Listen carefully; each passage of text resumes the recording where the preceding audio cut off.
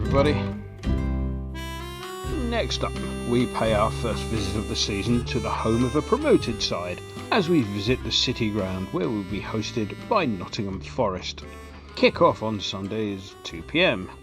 Now, travel by train has the potential to be, well, interesting, shall we say. There's some early morning engineering on the lines out of St Pancras, which should be clear by about 8:30. However, it's not unusual for these things to overrun, is it? There's also a rail strike on the Saturday, and recent experience of these things suggests that the first trains in the morning on the day after tend to run a little bit later than usual. Trains into and out of Fenchurch Street have their usual replacement buses in the Grays area, if that's your route into town. Check before you leave, and probably while you're travelling as well. So, Forest.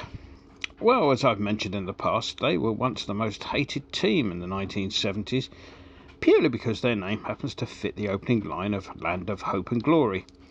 We are, of course, a long way from the days in which they won the European Cup 2 seasons running, arguably the greatest achievement ever in club football. Consider this, they went from Division 2, or the Championship in modern parlance, to League Champions to European Champions in successive seasons. Even back then it was, well, astonishing. Brian Clough may not have been the most likeable of coves, but nobody could deny his achievements. Of course, and I think even the most die-hard Forest fans might concede this point, although they've just been promoted via the playoffs, the chances of a repeat run of similar stature are, well, on a par of those winning the Euro lottery 3 weeks running without actually having bought a ticket. As if to reinforce the point, their opening game defeat up on Tyneside probably brought them back down to earth a little bit. I understand they failed to muster a single effort on goal up at Newcastle, which, even at this stage of the season, must be a slight concern. On getting promoted, there seems to be two schools of thought as to how one should behave. Either spend big, or make do, safe in the knowledge that a parachute payment will soften the blow as you depart your way back whence you came. Forest have chosen the former route, giving Daisy quite a lot to research. She tells me that the first arrival was Nigerian international striker Taiwo Awanini, or something, whose undisclosed fee of £17 million paid to Union Berlin is, I believe, a club record. The 24-year-old striker has rather an odd history. He signed as an 18-year-old for Liverpool, staying on their books for 6 whole years without creating an awful lot of work for the guy who prints the names on the back of the first team shirts. Pretty much all of that time was spent on loan at various European clubs, with a UK work permit being apparently more difficult to obtain than those of Germany, Belgium and the Netherlands. The last of his 7 loan spells saw him pitch up at Union Berlin, who were sufficiently enamoured of the player to pay £6.5 million for his services on a permanent deal. Thus they've made £11.5 million profit on the player. However, £1 million of that went to Liverpool, who had put in a sell-on clause. He made his first appearance in the second half over at Newcastle. Unlike Giulian Bianconi, a £5 million capture from French outfit Troyes. Bianconi came up through the ranks at Monaco, but made only 3 first 11 appearances in the Principality, spending most of his time on loan at Cercle Brugge, before going on to join Troyes, for whom he made 33 appearances before hitting the East Midlands. Forest did a lot of shopping in Germany. Apart from Awanini, they brought in Moussa Nikate from Mainz. Fee was £8.5 million plus add-ons. Omar Richards from Bayern, around £8 million. And Oriol Mangala from Stuttgart, about £12.7 million. Of those, Richards has the most interesting history. He's a Lewisham lad, and he started out in the books at Fulham before the late Eamon Dolan brought him over to play for Reading. After nearly 100 matches for the Biscuitmen, it was announced that he would join Bayern, of all teams, on the expiry of his contract. It's amazing to think their scouting network includes the backwards of the Thames Valley. Richards' tenure in Bavaria didn't last that long, and after 12 league matches for Bayern, he arrived at the City Ground. Now, they had a free transfer in the form of Jesse Lingard, who's a well-known face to us, of course. Now, there have been noises coming out of the East Midlands suggesting that his wages at Forest are actually less than what he would have received at the Olympic. Now, I have no idea whether that's the case or not, though persons more learned than I have suggested that those figures quoted only really work if you exclude items from the Forest salary that you included in the proposed West Ham figures. I've long since learned to distrust quoted figures on footballers' wages, especially when the information released is designed to prove a point, in this case suggesting Lingard's choice was purely for footballing reasons. The fact that he was willing to commit to Forest for one whole season is, of course, ample evidence of that. In goal, they brought in Dean Henderson on loan from Manchester United. In a tale that will be eerily familiar to followers of the Lingard saga, Henderson spoke of broken promises regarding first-team action and of having wasted the last 12 months at Old Trafford as a result. Indeed, Henderson stated that he deliberately avoided incoming manager Erik ten Hag and sorted out the Forest deal before he arrived, so as not to be conned into staying a second time. Let's move on, shall we, to the wild and wacky world of association football. And we had the most bonkers example of moving from the sublime to the ridiculous. Step forward Ismail Sarr, whose first half effort for Watford at West Brom was one of the best goals you'll ever see. Shame then that he wasn't quite as accurate from the 12-yard spot when his second half penalty was so weak. Keeper Button had time to finish the crossword that he appears to have been doing when the first goal had been scored. Meanwhile, up at Everton, while supporters may be celebrating the arrival of one-time Hammers target Amadou Onana for £33 million, some analysts have expressed some concern. Given that at one point recently Everton's wage bill was said to be £98 for every £100 of income, something that the Premier League is said to be keeping an eye on, they will need to be particularly careful over the coming months, especially if they have to pay off their loathsome manager at some stage. And so to us. There's a few housekeeping points from last week. Firstly, the smartphone-based entry scheme. Now, I turned up on Sunday about 45 minutes before kick-off, but still only managed to get in just before the start. The problem was that, from what I saw in my queue anyway, something like 1 in 5 people were having issues. Now, that may or may not seem a high number. I know little of these matters. However, what I can say is that every person who has an issue causes a delay, which increases exponentially for every person whose phone doesn't work.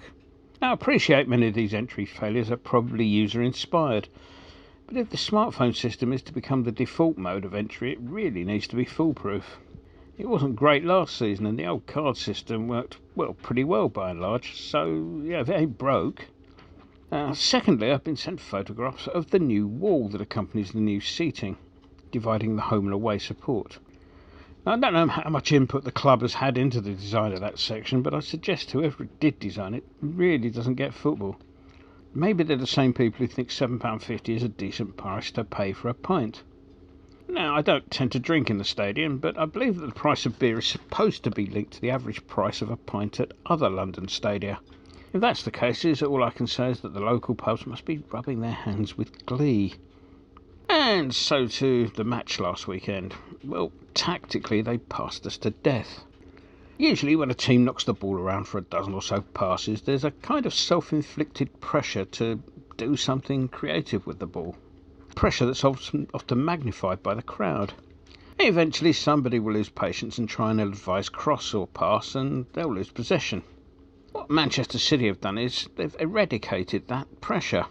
If they make 12 passes and haven't gotten anywhere, they're quite happy to do 12 more if necessary without a second thought.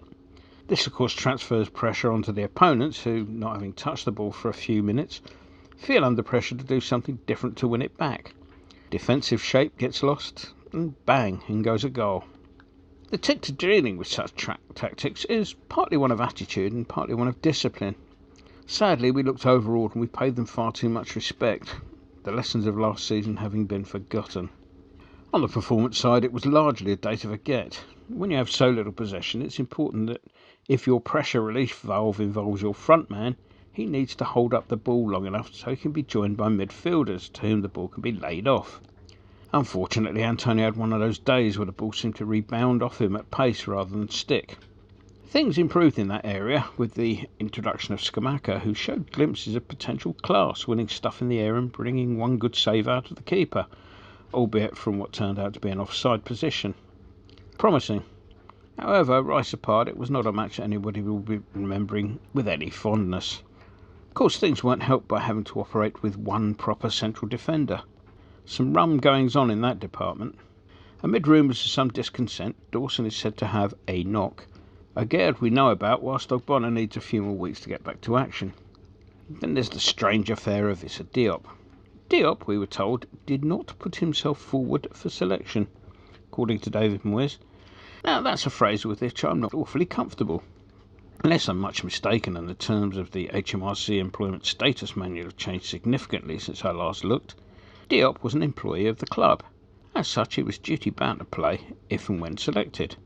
The idea of not putting oneself forward for selection is something you expect from early season matches from your Sunday League pub 11, where Darren is off to Ibiza for a couple of weeks. Now, I know this isn't the first time this has happened. Remember Benrahma's mystery injury that healed up just after the window shut with nobody having bought him. However, it's mightily depressing that players can do such a thing, especially in an area where we're short on numbers. With Diop now with Fulham, I hope they added a few million on the transfer fee for every game he missed. This week we will still be Sons, Ogbonna and Olguer, obviously. Dawson still also a doubt.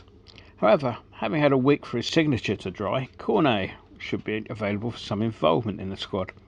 Fabianski's the other doubt, a dead leg curtailing his involvement at the weekend, which brings me on to one of my musings. This season sees the introduction of substitution windows. You can bring a player on no more than 3 occasions during the playing time of a match, plus at half-time. Now, the well-meaning intention of this rule is to stop time wasting by repeated substitutions. You can imagine someone making 5 individual changes to protect a 1-0 leading to stoppage time. This does have a downside though. Fabianski's injury happened early enough for him to be the first change of the day. Now, what if that had happened after we'd used our 3rd window? We might have 2 subs available but not have any way of replacing our crock keeper. Maybe there should be an exemption for keepers. After all, they're rarely replaced for tactical reasons. Just a thought. So, prediction time then. Well, it's their first home game of the season. They'll be thinking that the season starts here, in the knowledge that they won't be playing a side with the vast oil resources of a country behind them.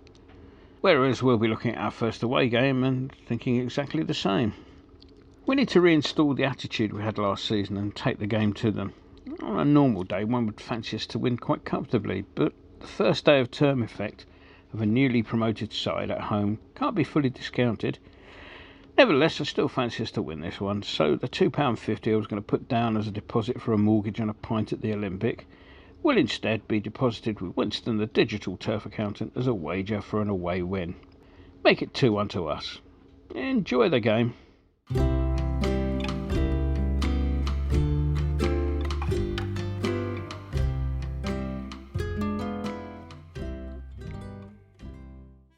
So we're here in the offices of a Late Late Show with the host of a Late Late Show, James Corden. Hi. Big West Ham fan. Yes. And big knees up Mother Brown, man. Yeah.